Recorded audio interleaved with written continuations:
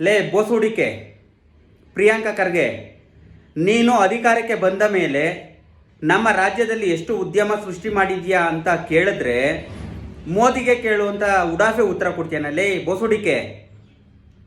ಮೋದಿಗೆ ಕೇಳಾಗಿದ್ರೆ ನೀನು ಯಾಕೋ ಇಲ್ಲಿ ಅಧಿಕಾರಕ್ಕೆ ಬಂದಿದ್ಯಾ? ನೀನು ಯಾಕೋ ನಮ್ಮ ರಾಜ್ಯದ ITBT ಸಚಿವನ ಸ್ಥಾನದಲ್ಲಿ ಕೂತ್ಕೊಂಡಿದ್ಯಲ್ಲೇ ಬೋಸುಡಿಕೆ. ತೆರಿಗೆದಾರರು ಕೇಳಿದ ಪ್ರಶ್ನೆಗೆ ಉತ್ತರ ಕೊಡಲಿ.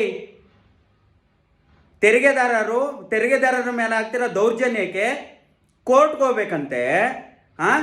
ಇವನಿಗೆ ತೆರಿಗೆ ಕಟ್ಟೋದಕ್ಕೆ ಇವನಿಗೆ ಕೊಟ್ಟರೆ ಇವನಿಗೆ ಮಜಾ ಮಾಡ್ಕೊಂಡು ಕೂತ್ಕೊಬೇಕಂತೆ.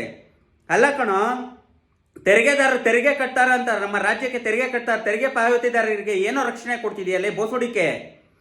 ನಿನಗೆ ಅನ್ಯಾಯ ಇರೋದು ಕಂಪ್ಲೇಂಟ್ ಕೊಟ್ಟರೆ ಕೋರ್ಟ್ಗೆ ಹೋಗ್ರಿ ಅಂತ ಹೇಳ್ತೀನಲ್ಲೇ ಬೋಸುಡಿಕೆ.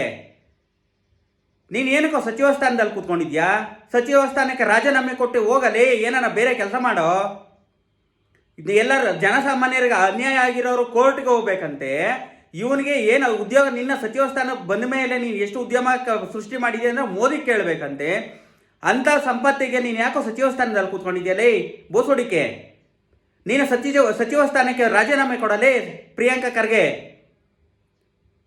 ನೀನೊಬ್ಬ ನಾಲಾಯಕ ಮಂತ್ರಿ, ನಿಜವಾಗ್ಲೂ ನಾಲಾಯಕ ಮಂತ್ರಿ ಕಣಲೇ. ನಮ್ಮ ರಾಜ್ಯದ ಜನರ ದುರಂತ ನಿನ್ನನ್ನು ಒಬ್ಬ ITBT ಸಚಿವ ಅಂತ ಹೇಳ್ಕೊಳೋದಕ್ಕೆ ನಾಚಿಕೆ ಆಗುತ್ತೆ.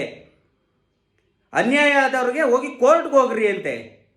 ಕೋರ್ಟ್ಗೆ ಹೋಗಿದ್ರೆ ನೀನ್ಯಾಕೋ ಸಚಿವ ಆಗಿದ್ಯಾ? ಮತ್ತೆ ಜನಪ್ರತಿನಿಧಿ ನೀನೇನಕ್ಕೋ ಆಗಿದ್ಯಾ? ಒಬ್ಬ ಜನಪ್ರತಿನಿಧಿಗೆ ಪ್ರಶ್ನೆಗೆ ಉತ್ತರ ಕೊಡೋಕ್ಕಾಗಲಿಲ್ಲ ಅಂದಮೇಲೆ ನೀನು ಸಚಿವ ಸ್ಥಾನಕ್ಕೆ ಯಾಕೋ ಕೂತ್ಕೊಂಡಿದ್ಯಲ್ಲೇ ಬೋಸುಡಿಕೆ.